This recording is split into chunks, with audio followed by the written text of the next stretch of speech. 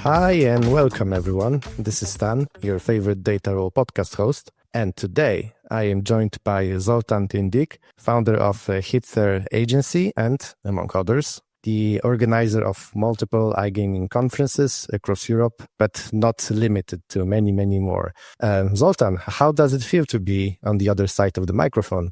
Hi everyone. Hi Stan. Nice. Thank you for having me. It's weird to be on the other side of the microphone, but yeah, I hope that I will do my best today.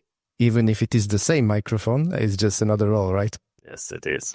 And in today's episode, I wanted to summarize this crazy year 2024 together with you. I've got a few questions prepared, but let's start with the basics. So tell me, how was this year 2024 for you, for your perspective? How were all the events? How do you feel it based on everything and all your activity over the last year?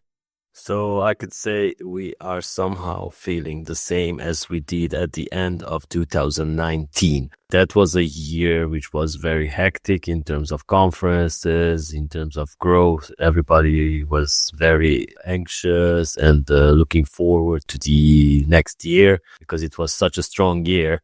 So that's what the feeling is now at the end of 2024. Hopefully 2025 will not be the same as 2020 and we will continue seeing this excitement going on. But yeah, it was good. Our event side have grown almost, Prague doubled. Our conference in Prague Gaming and Tech Summit doubled. And our conference in Warsaw, a European Gaming Congress, tripled versus the earlier year. So that's why we're going back there in 2025 as well. On the media side, we have seen also huge growth in terms of readership on our websites, on the multiple industries we cover, but the biggest growth was in the blockchain and the iGaming news sectors.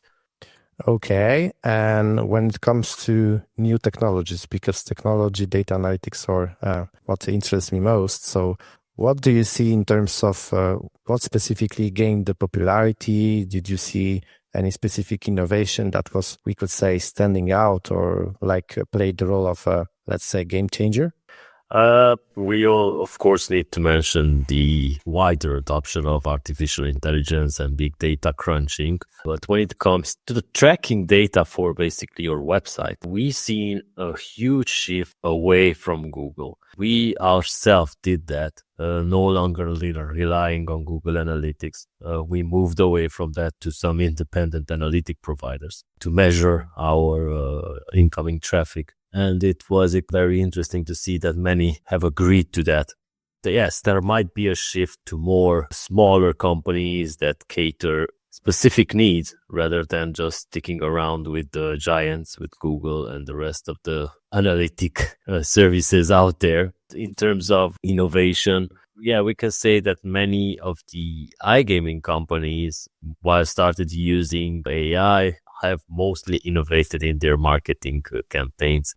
In my opinion, nothing stood out in terms of a new product because these products are just the same as they've been 5-6 years ago.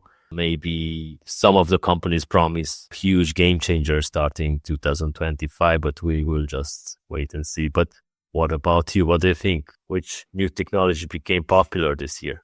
To me, let me give it a thought. Well, for what it's worth, I discovered many advancements when it comes to the application and development of the AI models. So the research and the results that we see today, I can literally tell that we are taking huge leaps year after year. Maybe sometimes you can see the technologies in their infancy.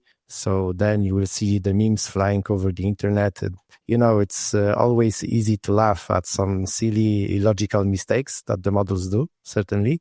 But on a more serious note, when it comes to data analytics, for example, when you want to process large amounts of data and you want to transform them into something meaningful, this is what we call a ETL process. With today's advancements in the field of AI, you can automate up to 75-80% of the job. So imagine that tomorrow, if you have 5 data engineers, you can fire 4 of them and keep that one engineer that knows how to automate the whole stuff. So you got one person that can have like another degree of specialization that goes above their setup and skill set as of today, but then suddenly 4 out of 5 become redundant. This is a revolution. It will continue to reshape the whole world. It doesn't apply only to the iGaming, but it will certainly impact the iGaming landscape as we see it today, perhaps with many more companies bringing on the adoption of data analytics because suddenly it will become much more affordable. And perhaps on the other hand, generating huge supply of data engineers that will suddenly lose their jobs. So we are on the verge of something big is supposed to happen, whether it's going to be already the next year or maybe within the next 2-3 years, certainly, especially when it comes to bigger companies and corporations, the time it takes for management to realize that they can make some savings based on innovation that they haven't seen, it just needs some time. So they will not jump from one day to another, but I guess we are about to see something new, certainly. Yes, definitely. And like I said, in terms of innovation in the iGaming sphere, in terms of new services being brought on, maybe we can also touch base on cybersecurity, because that's what has started to become a vital part. It has often been ignored, but now it's full on, because the threat, it has been out there, but now it's more imminent, and there are more data to be stolen by hijackers, because of course most companies collect even more data nowadays. And one thing is the collection, another is if you want to get some meaningful results, you need to process it. So you're storing it we call it redundancy for a reason. It's in order to keep the continuity, and in case of a, let's say, unlikely event, disaster, there's a fire in the server room or whatever, you're keeping the data in multiple locations in order to ensure the availability.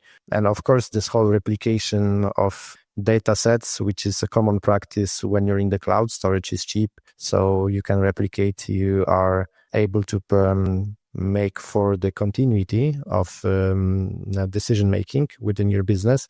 At the same time, there's some more points of failure potentially. So this kind of reinforces the need to have like a firm control. If you're building your data infrastructure in the cloud, there's already proven paths to do it. But since many companies, and which is totally normal, first embark on the journey, how we can benefit from it, then only it is a second step, how to make sure that we've got everything under control and in a secure way. And this is also hard to prove from a business perspective, to prove the case, because it does not generate additional value. It does generate costs. So the costs are sure, the benefits are intangible, because you can say that it reduces the likelihood by X% of potential malicious leak or whatever. But it's hard to prove the point when it comes to going to the upper management and showing them numbers, because they know that they'll pay, they don't know what they get out of it. And I also understand this perspective. So this is tricky.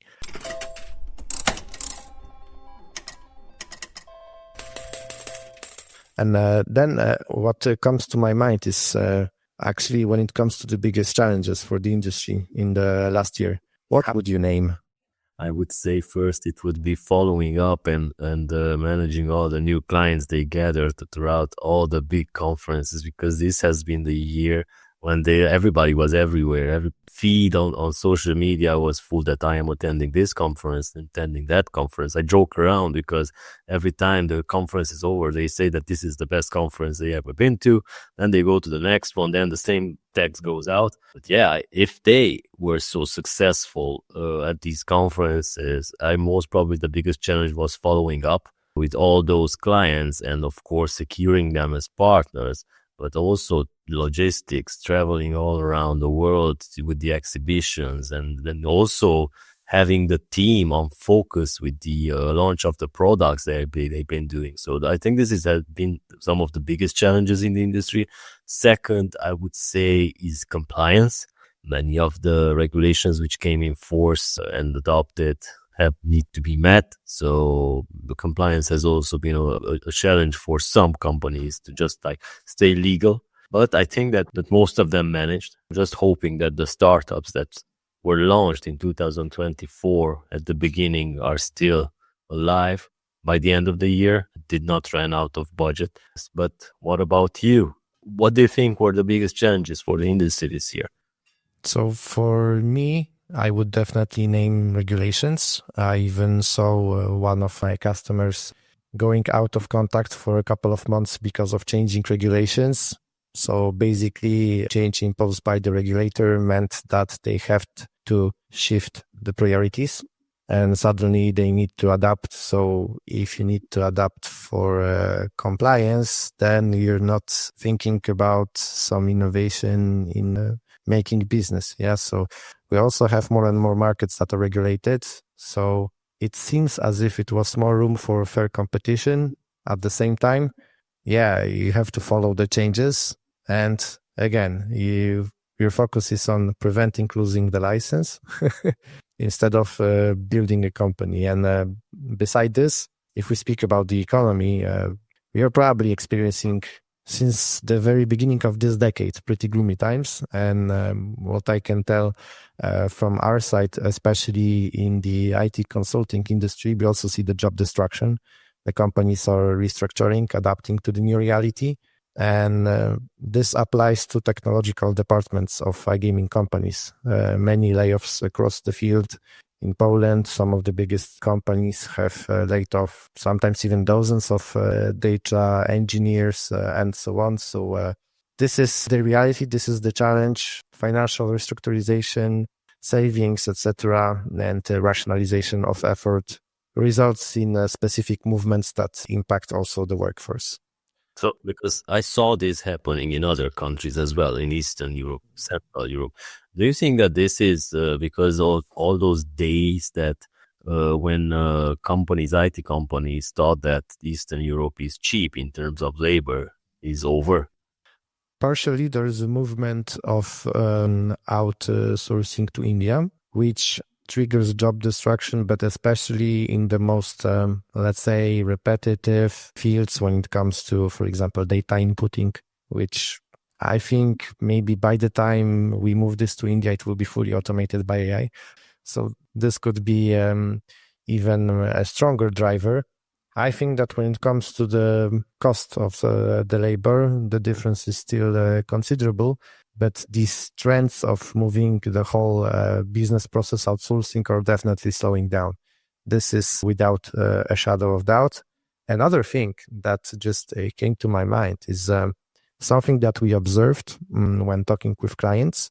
When AI became popular, it's not that it didn't exist before. I even had a class in artificial intelligence in 2010.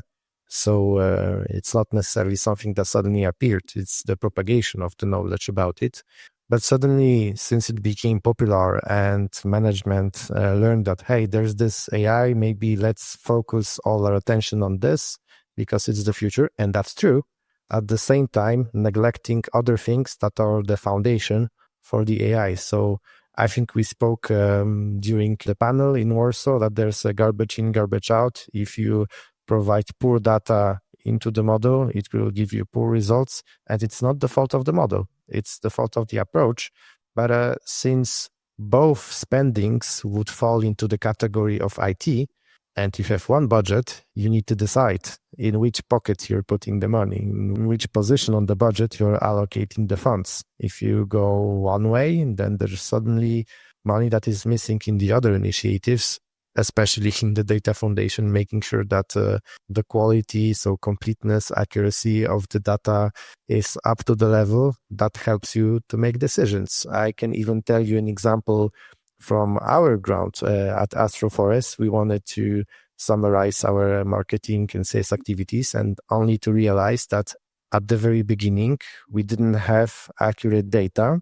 And we could say, okay, but maybe myself as a CEO, I should have the idea of what is the top of mind figure, what are those numbers, and then started speaking with founders. Each of us had a slightly different idea. That's when it turns out that you need to have facts instead of ideas to support your decision making.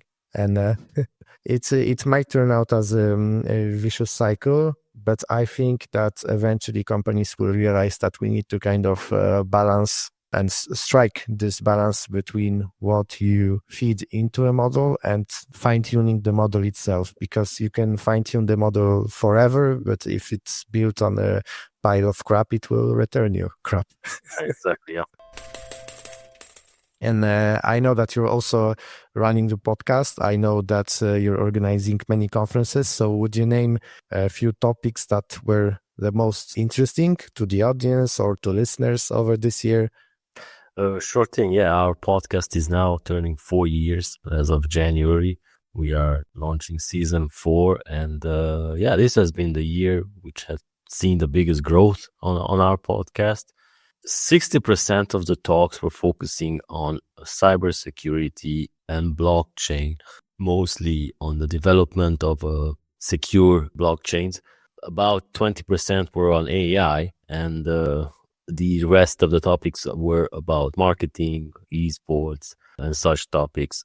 I can say that the episodes that were about blockchain were the most downloaded episodes, especially the ones that were talking about interoperability. I hope I'm pronouncing it correctly. It's a very hip word of the year. And yeah, of course, we did not fall away from the Bitcoin and cryptocurrency subject either, because that has been also a major topic this year. At the conferences, the most popular topics were about marketing. Besides the fact that we have many compliance-related panel discussions and also operation-related in terms of fintech and artificial intelligence and how to use it in your business, most of the topics that were very well attended were the marketing ones and the search engine optimization ones, which is there have been so many changes in the SEO world this year. Most of the participants were interested if they're still ranking, because everybody needs to rank. We all have websites that we need to focus on so we can spread the word. It's not just social media. So these have been the topics that we had been most trending for this year. Mm-hmm. And on our side, I think the biggest hit was the episode with Anne-Marie from Pragmatic Solutions. I was a bit afraid that the topic might be too technology or process focused, so therefore maybe not necessarily appealing to the audience. But I was really happy to discover that people found it insightful, easy to consume, even if we spoke about something that is really, really specific. And in terms of changes on the market, so again, comparing to the previous years, broadly speaking, what do you see in terms of those changes that are happening? Well, lots of changes are happening, especially since in the past 5 years, responsible gaming related topics have been encouraged at conferences, and there was lots of talk about them everywhere. So it has now come somehow in the eyes of the players as well. After so many years, players are now becoming aware of the dangers of playing on non-licensed casinos, sports betting companies, and stuff like that. Of course, it's a small percentage, but it's growing. In terms of launches, we've seen a lot again this year. Like I said, it feels like 2019. It was a very crazy year. It has been the same in terms of slots games, about 35, 40 games launches per week, which is crazy.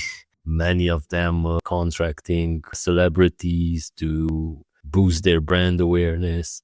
So I can see that there has been a huge growth this year. Probably when the reports about Q4, we can see it.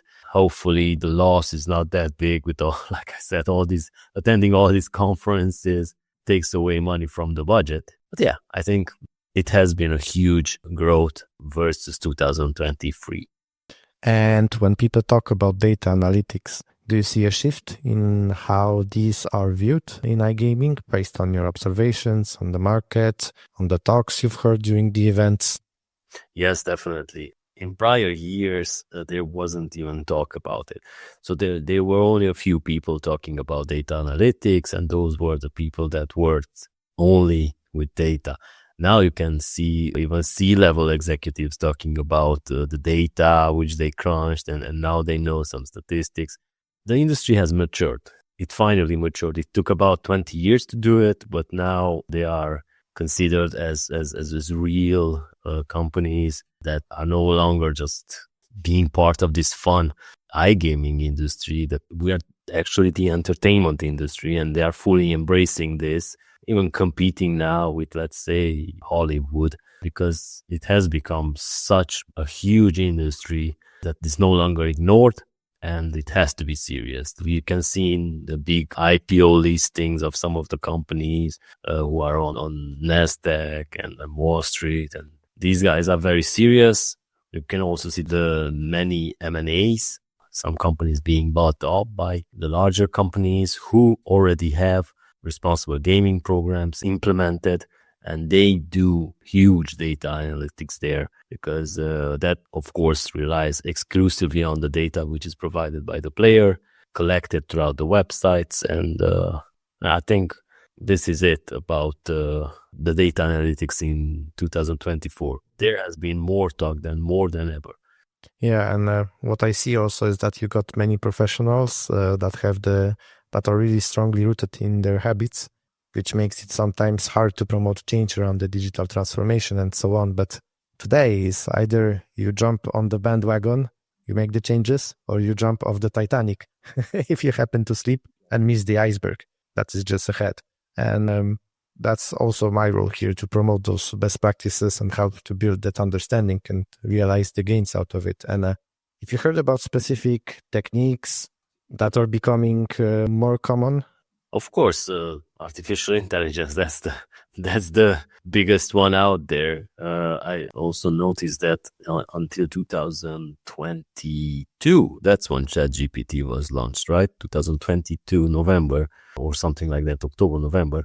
All the talks we've been having at the conferences was about big data. All trending words were big data, the hashtags were big data. And it quickly changed. You don't hear about big data anymore, because all you hear now is AI and machine learning. It's the same thing. It's about using big data efficiently to analyze it and then have accurate data analysis. So yeah, AI has become the number one common technique used in data analysis. Myself, I would name 3. All right. Number 1, it would be the self-service. So it requires a whole transformation of the company, because you need to vest the responsibility for high quality data into the BI teams. But their side, they also need to be equipped with the best tools and know-how.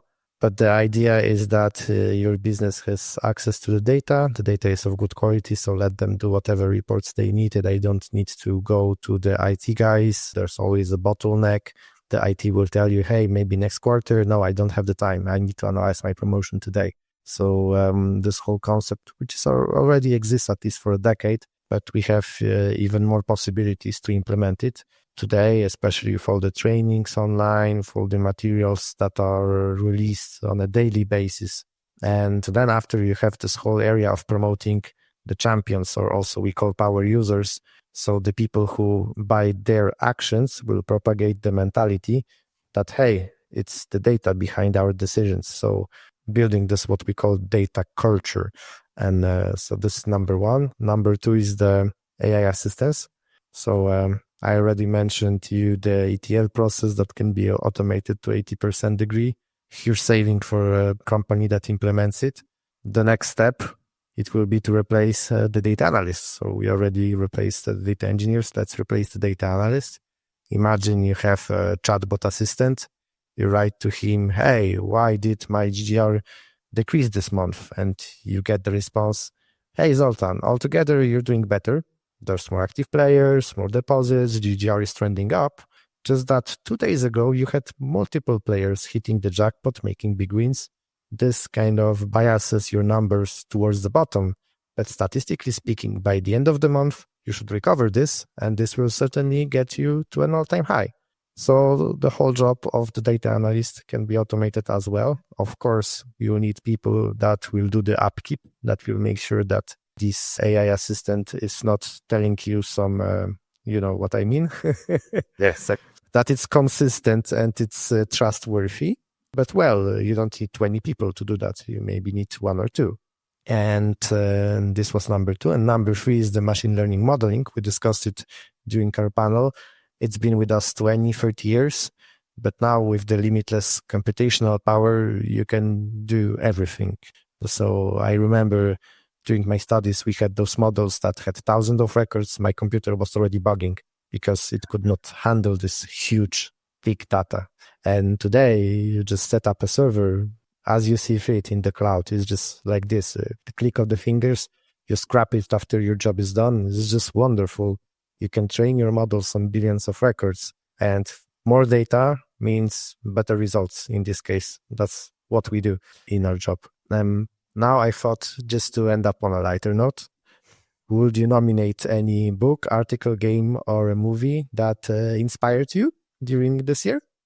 Well, books I don't read. Actually, yesterday I was recording a podcast and I was telling our guests that every episode we do on our podcast, somebody brings up a book and talks about it in short. So actually, I don't need to read books. I just do the podcast and hear about books and don't need to read them.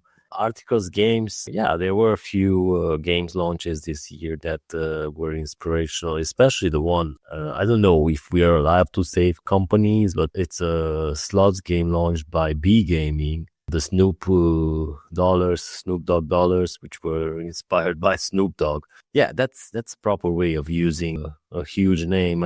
Probably their team was influenced by the fact that Snoop Dogg was such a huge presence during the Olympics this summer in Paris, and they probably got on the trend and worked with him.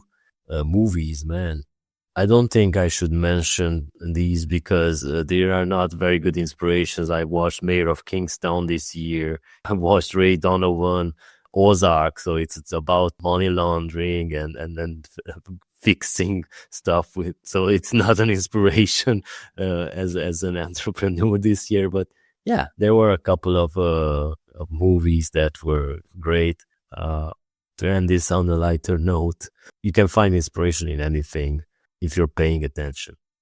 That's fair to say, because potentially in every piece of art or literature or whatever, everyone will find something for themselves, referring to the situations that you might have experienced and some new observations to look at things under a different angle. So definitely yes.